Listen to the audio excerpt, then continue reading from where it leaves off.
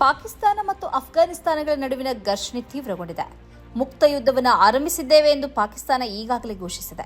ಅಫ್ಘಾನಿಸ್ತಾನದ ರಾಜಧಾನಿ ಕಾಬೂಲ್ ಮೇಲೆ ಪಾಕಿಸ್ತಾನ ವೈಮಾನಿಕ ದಾಳಿ ನಡೆಸಿದೆ. 100ಕ್ಕಿಂತಲೂ ಅಧಿಕ ತಾಲಿಬಾನ್ ಯೋಧರನ್ನ ಹತ್ಯೆ ನಡೆಸಿರುವುದಾಗಿ ಪಾಕಿಸ್ತಾನ ಹೇಳಿಕೊಂಡಿದೆ. ಇದಕ್ಕಿಂತ ಮೊದಲು ಪಾಕಿಸ್ತಾನದ 50ಕ್ಕಿಂತಲೂ ಅಧಿಕ ಯೋಧರನ್ನ ಹತ್ಯೆ ನಡೆಸಿರುವುದಾಗಿ ತಾಲಿಬಾನ್ ಹೇಳಿಕೊಂಡಿತ್ತು. ಅಂದಹಾಗೆ ಅಫ್ಘಾನಿಸ್ತಾನ ಮತ್ತು ಪಾಕಿಸ್ತಾನದ ನಡುವೆ ಘರ್ಷಣೆ ಉಂಟಾಗುವುದಕ್ಕೆ ಕಾರಣ ಏನು? ನೆರೆಹೊರೆಯ ಈ ರಾಷ್ಟ್ರಗಳ ನಡುವೆ ಯುದ್ಧ ಏರ್ಪಡಬಹುದಾದಂತಹ ವಿವಾದ ಏನು? Your brand deserves more attention, more leads, more growth. From powerful digital marketing that drives results to smart software solutions that streamlines your business and high quality printing that makes your brand stand out. Tundeja Publicity.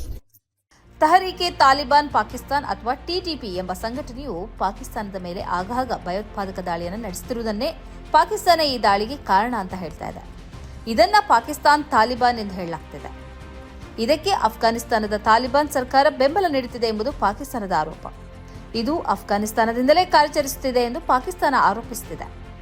2025ರಲ್ಲಿ ಪಾಕಿಸ್ತಾನದ ಸೇನೆಯ ವಿರುದ್ಧ ಕನಿಷ್ಠ 600ರಷ್ಟು ದಾಳಿಗಳನ್ನು ಈ ಸಂಘಟನೆ ನಡೆಸಿದೆ ಅಂತ ಹೇಳಲಾಗ್ತಿದೆ. 2025ರಲ್ಲಿ ನವೆಂಬರ್ನಲ್ಲಿ ಇಸ್ಲಾಮಾಬಾದ್ನ ಜಿಲ್ಲಾ ನ್ಯಾಯಾಲಯದ ಹೊರಗೆ ನಡೆದ ಸ್ಫೋಟದಲ್ಲಿ 12 ಮಂದಿ ಸಾವಿಗೀಡಾಗಿದ್ದರು, 36 ಮಂದಿ ಗಾಯಗೊಂಡರು. 2026ರಲ್ಲೂ ಟಿಟಿಪಿ ಹಲವು ದಾಳಿಗಳನ್ನು ನಡೆಸಿರುವುದಾಗಿ ವರದಿಗಳು ಹೇಳ್ತವೆ. ಈ ಕಾರಣದಿಂದ ಅಫ್ಘಾನಿಸ್ತಾನದ ಮೇಲೆ ತಾನು ದಾಳಿ ನಡೆಸುತ್ತಿರುವುದಾಗಿ ಪಾಕಿಸ್ತಾನ ಹೇಳಿಕೊಂಡಿದೆ. ಈ ಮೂಲಕ ತಾಲಿಬಾನ್ ಮೇಲೆ ಒತ್ತಡವನ್ನ ಹೇರುವುದು ಪಾಕಿಸ್ತಾನದ ಉದ್ದೇಶ. ಪಾಕಿಸ್ತಾನ ಮತ್ತು ಅಫ್ಘಾನಿಸ್ತಾನದ ನಡುವಿನ ವಿವಾದಕ್ಕೆ ದೀರ್ಘಕಾಲದ ಇತಿಹಾಸ ಇದೆ. ಬ್ರಿಟಿಷರ ಕಾಲಘಟ್ಟದಿಂದಲೇ ಇದು ಮುಂದುವರಿತಾ ಬಂದಿದೆ. 1893ರಲ್ಲಿ ಬ್ರಿಟಿಷ್ ಆಡಳಿತಗಾರ ಸರ್ ಮಾರ್ಟಿಮರ್ ಡ್ಯೂರಾಂಡ್ ಮತ್ತು ಅಫ್ಘಾನಿಸ್ತಾನದ ಅಮೀರ್ ಅಬ್ದುಲ್ ರೆಹಮಾನ್ ಖಾನ್ ನಡುವೆ ಒಂದು ಒಪ್ಪಂದ ನಡೆಯಿತು. ಈ ಒಪ್ಪಂದದ ಕಾರಣದಿಂದ 2600 ಕಿಲೋಮೀಟರ್ ಉದ್ದದ ಗಡಿ ನಿರ್ಮಾಣ ಆಯಿತು. ಇದು ಪಶ್ತೂನ್ ಜನಾಂಗವನ್ನ 2 ಭಾಗವಾಗಿ ವಿಭಜಿಸಿತು. ಒಂದು ಭಾಗ ಪಾಕಿಸ್ತಾನದಲ್ಲಾದರೆ ಇನ್ನೊಂದು ಭಾಗ ಅಫ್ಘಾನಿಸ್ತಾನದಲ್ಲಿ. ಈ ಗಡಿ ಗುರುತನ್ನ ಅಫ್ಘಾನಿಸ್ತಾನ ಒಪ್ಪಿಕೊಳ್ತಿಲ್ಲ. ಇದು ಸಾಮ್ರಾಜ್ಯಶಾಹಿತ್ವ ಎಳೆದ ಬಲವಂತದ ಗೆರೆ ಎಂದು ಅದು ಕರೆಯುತ್ತದೆ ಮತ್ತು ಪಶ್ತೂನಿಗಳು ಸ್ವತಂತ್ರ ರಾಷ್ಟ್ರದ ಬೇಡಿಕೆಯನ್ನು ಹೊಂದಿದ್ದಾರೆ. 1947ರ ಭಾರತ ವಿಭಜನೆಯ ನಂತರವೂ ವಿವಾದ ಮುಂದುವರೆದಿದೆ. ಪಾಕಿಸ್ತಾನ ರಾಷ್ಟ್ರ ಸ್ಥಾಪನೆಯ ನಂತರ ಪಾಕಿಸ್ತಾನದ ಉತ್ತರ ಪಶ್ಚಿಮ ಪ್ರದೇಶಗಳನ್ನು ಅಥವಾ ಖೈಬರ್ ಪಶ್ತೂನ್ ಪ್ರದೇಶವನ್ನು ಅಫ್ಘಾನಿಸ್ತಾನ ತನ್ನದು ಅಂತ ಹೇಳಿಕೊಂಡಿದೆ. 1949ರಲ್ಲಿ ಪಾಕಿಸ್ತಾನವು ಅಫ್ಘಾನಿಸ್ತಾನದ ಮೇಲೆ ಬಾಂಬ್ ದಾಳಿ ನಡೆಸಿತ್ತು. 1950 ಮತ್ತು 61ರಲ್ಲೂ ಗಡಿ ಘರ್ಷಣೆಗಳು ನಡೆದಿದ್ದವು. ಮಾತ್ರ ಅಲ್ಲ, ರಾಜತಾಂತ್ರಿಕ ಸಂಬಂಧವನ್ನೇ ಎರಡೂ ರಾಷ್ಟ್ರಗಳು ಕಟ್ಟಿಕೊಂಡಿದ್ದವು. ಪಾಕಿಸ್ತಾನ ಮತ್ತು ಅಫ್ಘಾನಿಸ್ತಾನದ ಗಡಿಯ ಎರಡೂ ಕಡೆ ಪಶ್ತೂನ್ ಜನರು ವಾಸಿಸುತ್ತಾರೆ.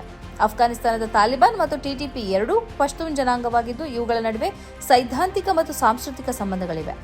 ಇದು ಗಡಿ ನಿಯಂತ್ರಣವನ್ನು ಕಷ್ಟಕರಗೊಳಿಸಿದೆ ಅಂತ ಹೇಳಲಾಗ್ತದೆ. 2021ರಲ್ಲಿ ತಾಲಿಬಾನ್ ಮತ್ತೆ ಅಧಿಕಾರಕ್ಕೆ ಬಂದ ಬಳಿಕ ಗಡಿ ಘರ್ಷಣೆಗಳು ಹೆಚ್ಚಾದವು. 2024, 25, 2026ರ ಆರಂಭದಲ್ಲಿ ಘರ್ಷಣೆ ಮುಂದುವರೆದಿದ್ದು 2025 ಅಕ್ಟೋಬರ್ನಲ್ಲಿ ಪಾಕಿಸ್ತಾನ ವೈಮಾನಿಕ ದಾಳಿ ನಡೆಸಿತು. ಅದರ ಬಳಿಕ ಅಫ್ಘಾನಿಸ್ತಾನ ಪ್ರತಿ ದಾಳಿ ನಡೆಸಿತು. 2025ರ ನವೆಂಬರ್ನಲ್ಲಿ ಕತಾರ್ ಮಧ್ಯಸ್ಥಿಕೆಯಲ್ಲಿ ಯುದ್ಧ ವಿರಾಮ ಒಪ್ಪಂದ ನಡೆಯಿತು. ಇದೀಗ ಅಫ್ಘಾನಿಸ್ತಾನದ ವಿರುದ್ಧ ಪಾಕಿಸ್ತಾನ ಮುಕ್ತ ಯುದ್ಧವನ್ನು ಘೋಷಿಸಿದೆ.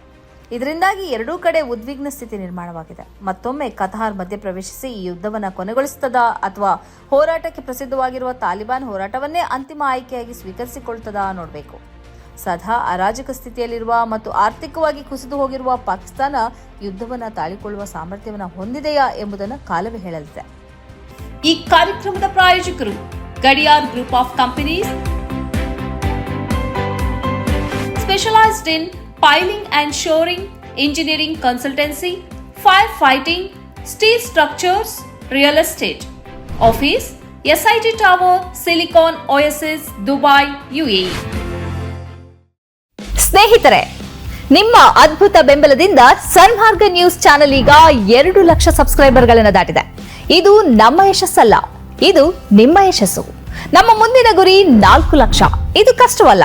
ನೀವು ಮಾಡಬೇಕಾದದ್ದು ಸಿಂಪಲ್. ನೀವು ಸನ್ಮಾರ್ಗ ನ್ಯೂಸ್ ಚಾನೆಲ್ ವಿಡಿಯೋವನ್ನ ನಿಮ್ಮ ಸ್ನೇಹಿತರಿಗೆ, ಕುಟುಂಬದವರೊಂದಿಗೆ ಹಂಚಿಕೊಳ್ಳಿ ಮತ್ತು ಅವರಲ್ಲೂ ಸಬ್ಸ್ಕ್ರೈಬ್ ಮಾಡಲು ಹೇಳಿ.